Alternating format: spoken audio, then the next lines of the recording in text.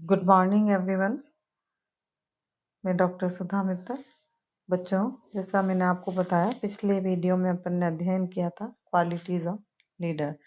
आज अपन पढ़ेंगे kinds of leadership styles या टाइप्स ऑफ लीडरशिप, नेतृत्व के प्रकार या नेतृत्व शैलियों के प्रकार। नेतृत्व शैली का तात्पर्य कार्य समूहों का नेतृत्व करते हुए नेता द्वारा अपनाई गई ऐसी व्यवहार विधि से है जिससे सामूहिक उद्देश्यों एवं लक्ष्यों की प्राप्ति के लिए स्वेच्छा और उत्साह से आगे बढ़ने हेतु प्रेरित किया जा सके। जैसे फ्रेड लुथांस ने कहा कि नेतृत्व शैली एक ऐसा ढंग है जिसके द्वारा नेतृत्वकर्ता अपने अनुयायियों को, अपने सबॉर्डिनेट्स को प्रभावित करता है। तो इस प्रकार से नेतृत्व शैली का तात्पर्य लीडरशिप स्टाइल जिसमें नेता अपना व्यवहार डिसाइड करता है, निश्चित करता है कि वो किस प्रकार का बिहेवियर अपने अनुयायियों के साथ करेगा और किस तरह से अपने संगठन और उपक्रम के लक्ष्यों को प्राप्त कर सकेगा। तो एक नेता की या एक लीडर की विभिन्न प्रकार की शैलियां होती हैं। किसी संस्थान की सफलता या असफलता नेतृत्व की किस्म, स्वरूप या शैली पर निर्भर करते हैं, क्योंकि यह एक विशिष्ट प्रकार के आचरण एवं व्यवहार की ओर संकेत करता है। अब हम देखते हैं, प्रश्न उत्पन्न होता है कि प्रबंधक को नेतृत्व की किस शैली को अपनाना चाहिए, यानी उसे कौन से स्टाइल यूज करनी चाहिए। तो उसके लिए विभिन्न विद्वानों और प्रबंध शास्त्रियों के विचार सामने आए और उनमें से फीडलर ने जहां कार्यपरक एवं संबंधात्मक शैलियों का महत्व देने की बात कही, वहीं पथ लक्ष्य विचारधारा में निर्देशात्मक, समर्थन मूल्य, सहभागिता मूलक एवं उपलब्धि परक नेतृत्व शैलियों पर बल दिया। इस प्रकार से रेंसिस लिंकर्ट ने प्रबंधक की 4 प्रणालियों को स्पष्ट किया जिन्हें इनको नेतृत्व शैलियों का नाम दिया गया, लीडरशिप स्टाइल का नाम दिया गया। और इसमें रेंसिस लिंकर्ट की जो दी गई शैलियां हैं उनको बहुत अधिक प्रबंध के क्षेत्र में देखा जा सकता है। उन्होंने 4 प्रकार की शैलियों को दिया: शोषणात्मक, आधिकारिक एक्सप्लोटिव, ऑथोरिटेटिव, उदार अधिकारी, परामर्शात्मक और सहभागिता पूर्ण। तो संक्षिप्त में अगर हम देखें तो नेतृत्व शैलियों को इस प्रकार इस हम डायग्राम के माध्यम से देख सकते हैं। जो इनके प्रकार हैं वो है अभिप्रेरणात्मक, मोटिवेशनल, शक्ति केंद्रित और पर्यवेक्षीय। अब इसमें अलग अलग प्रकार की तीनों श्रेणियों के डिफरेंट इसकी स्टाइल्स हैं। अभिप्रेरणात्मक शैली के अंदर ये 3 प्रकार के नेता हो सकते हैं: धनात्मक, ऋणात्मक और निरंकुश। इसी प्रकार से शक्ति केंद्रित में अभिप्रेरणात्मक 2 प्रकार के, धनात्मक, ऋणात्मक, और शक्ति केंद्रीय में निरंकुश और जनतंत्र। पर्यवेक्षी शैली में कर्मचारी प्रधान, उत्पादन प्रबंध और निर्बाध। तो प्रत्येक नेतृत्व शैली का उपयोग नेता के द्वारा अपने अपने तरीके से किया जाता है। इनका जो विवरण है हम देखते हैं। अभिप्रेरणात्मक नेतृत्व शैली, मोटिवेशनल स्टाइल ऑफ लीडरशिप। एक नेता जिन नेतृत्व शैलियों द्वारा अपने अनुयायियों अथवा प्रबंधक अपने अधीनस्थों को मार्गदर्शन और उन्हें अधिकाधिक कार्य करने हेतु प्रेरित करता है, तो उसे अभिप्रेरणात्मक नेतृत्व शैली के नाम से जाना जाता है। अभिप्रेरणात्मक नेतृत्व शैली के निम्नलिखित 2 प्रकार हैं: धनात्मक अभिप्रेरण शैली, पॉजिटिव मोटिवेशन स्टाइल, जिस शैली के अंतर्गत प्रेरणा, पुरस्कार एवं सहभागी निर्णयन के माध्यम से संगठनात्मक लक्ष्यों को प्राप्त करने का प्रयास किया जाता है, उसे धनात्मक या सकारात्मक अभिप्रेरण शैली कहते हैं। अन्य शब्दों में, जब किसी समूह का नेता अपने अनुयायियों को वित्तीय, अवित्तीय प्रेरणाएं तथा पुरस्कार प्रदान करके कार्य करने हेतु आवश्यक निर्देश देता है, तो धनात्मक अभिप्रेरण शैली कही जाती है।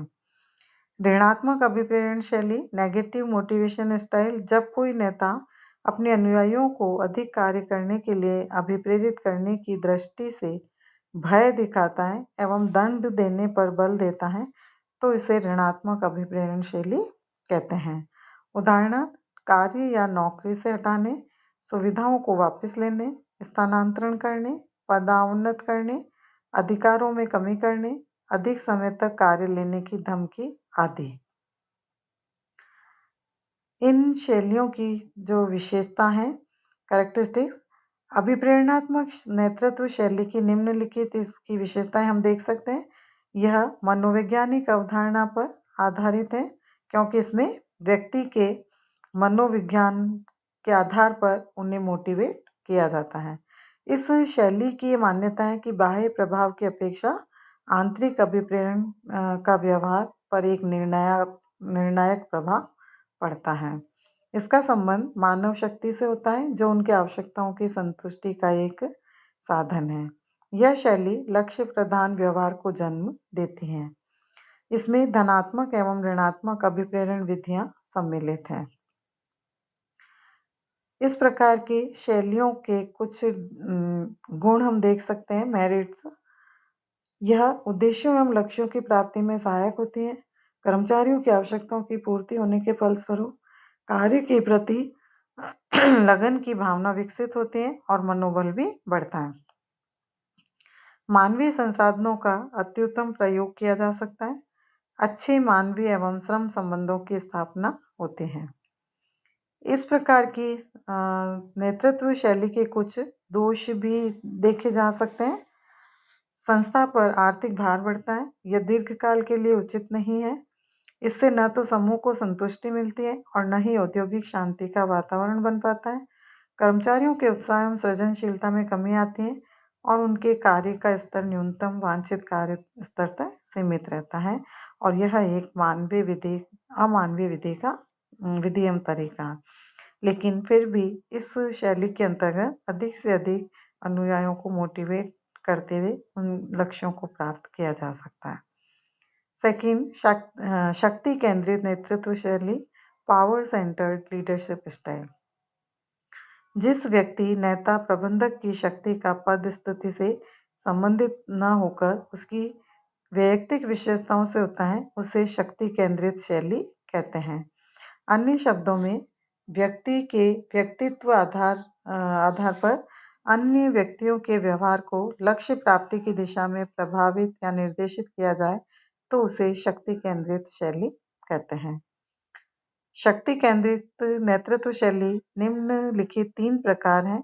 निरंकुश शैली, ऑटोक्रेटिक स्टाइल। नेतृत्व की यह शैली एक ऐसी शक्ति है जिसमें सभी अधिकार नेता के पास केंद्रित रहते हैं। अर्थात निरंकुश या तानाशाही नेता वह है जो समस्त निर्णय सत्ता को अपने में केंद्रित करता है और अनुयायियों पर दबाव, आदेश एवं भय द्वारा आदेशों का पूर्ण पालन कराने की ताकत रखता है। इसके अतिरिक्त वह शक्ति से मोह रखता है और उस शक्ति को अपने स्वार्थ के लिए प्रयोग भी करता है। निरंकुश शैली के 3 प्रकार हो सकते हैं। सख्त निरंकुश शैली, स्ट्रिक्ट ऑटोक्रेटिक स्टाइल। अनुयायी नेता से डरे रहते हैं, अपने आप को हर समय असुरक्षित अनुभव करते हैं और निर्णय के प्रति किसी भी प्रकार की जानकारी नहीं रखते हैं। हितैषी निरंकुश शैली, बेनेवोलेंट ऑटोक्रेटिक स्टाइल में नेता नकारात्मक प्रभाव पर विश्वास रखता है। जो आदेश दिया जाता है अनुयायियों को पालन करना होता है। और चालाक निरंकुश शैली, मैनिपुलेटिव ऑटोक्रेटिक स्टाइल में नेता अपने अनुयायियों अधीनस्थों को यह अनुभव कराने में सफल हो जाते हैं कि वे निर्णय में सहभागी हो रहे हैं लेकिन वास्तव में निर्णय पहले ही ले लिया जाता है। इस प्रकार की शैली की विशेषताएं, संप्रेषण केवल ऊपर से नीचे की ओर होता है। नेता द्वारा आदेश निर्देश लक्ष्य का निर्धारण किया जाता है। अनुयायियों या अधीनस्थों द्वारा केवल आदेशों का पालन करना होता है। नेता ही एकमात्र निर्णय लेने वाले व्यक्ति की भूमिका निर्वाह करते हैं। इसमें नेता का कठोर पर्यवेक्षण और नियंत्रण होता है। अधिकारों के प्रत्यायोजन का अभाव होता है। इस शैली के कुछ जो मेरिट्स हैं, नेता को आत्मसंतुष्टि मिलती है क्योंकि अधीनस्थ आज्ञा पालक होते हैं। इसमें शीघ्र और स्पष्ट निर्णय लिए जा सकते हैं। इस प्रकार की शैली को अपनाने वाला प्रबंधक कई स्थितियों में सफल होता है। कम एवं मंद बुद्धि वाले व्यक्ति ऐसी शैली को अपनाने वाले प्रबंधकों के अधीन कार्य करना पसंद करते हैं और यह अनुयायियों और अधीनस्थों को सुरक्षा प्रदान करते हैं। दोष है इसमें, कर्मचारियों में भय उत्पन्न होने से उनकी पहल शक्ति नष्ट होती है। कर्मचारी इस शैली को पसंद नहीं करते हैं क्योंकि उनकी पहचान शक्ति समाप्त होती है। कर्मचारियों का सहयोग नहीं मिलता है क्योंकि उन्हें लक्ष्यों की जानकारी नहीं होती है और नेता प्रबंधक खुलकर अपनी मनमानी करते हैं और कर्मचारियों का मनोबल गिरता है। सेकंड, जनतंत्रीय शैली, डेमोक्रेटिक स्टाइल। नेतृत्व की यह एक ऐसी शैली होती है जिसमें प्रबंध की सत्ता नेता यानी प्रबंधक में केंद्रित न होकर विकेंद्रित होती है और नीतियों, पद्धतियों एवं उपक्रमों आदि का निर्धारण स्वयं ही न करके अपने अनुयायियों से विचार विमर्श करके करते हैं। इसलिए नेता अपने अनुयायियों के सुझावों, विचारों, भावनाओं, आवश्यकताओं तथा सुविधाओं पर ही पूर्ण ध्यान नहीं देते हैं, अपितु अपने अनुयायियों के प्रति मानवीय दृष्टिकोण भी रखते हैं। इसकी विशेषताएं, इसमें द्विमार्गीय संप्रेषण व्यवस्था होती है, ऊपर से नीचे और नीचे से ऊपर। निर्णय प्रक्रिया में अनुयायियों, अधीनस्थों को सहभागी बनाया जाता है। संस्था का संचालन प्रजातंत्र के मान्य सिद्धांतों के आधार पर किया जाता है। यह कर्मचारियों से पारस्परिक परामर्श और सुझाव पर आधारित है। यह अपने अनुयायियों या अधीनस्थों के प्रति मानवीय दृष्टिकोण अपनाती है और इसके कुछ गुण भी हम देख सकते हैं। नेता एवं अनुयायी के मध्य मानसिक और भावनात्मक सहभागिता पाई जाती है। कर्मचारियों की संतुष्टि के स्तर पर मनोबल में वृद्धि होती है। कर्मचारियों की कृत्य एवं संगठन के प्रति अभिरुचि बढ़ जाती है। कर्मचारियों की कार्यकुशलता में वृद्धि होती है। कर्मचारियों को कल्पना शक्ति, सृजनात्मकता, पहल क्षमता का पूरा लाभ मिलता है और प्रबंधक के निर्णय विवेकपूर्ण, व्यवहारिक, बेहतर होते हैं। कर्मचारियों की परिवेदनाएं कम आती हैं और इसमें सुदृढ़ निर्णय लिया जाना संभव होता है। तो इस प्रकार से डेमोक्रेटिक स्टाइल बहुत एक अच्छे प्रकार की स्टाइल के रूप में माने जाते हैं।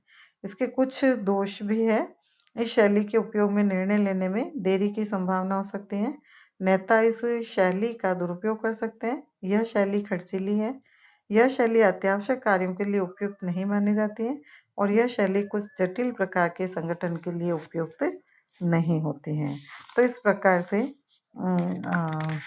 जनतंत्रीय शैली, डेमोक्रेटिक स्टाइल का उपयोग नेताओं के द्वारा किया जाता है और इसके माध्यम से वे अपने लक्ष्यों को प्राप्त करते हैं।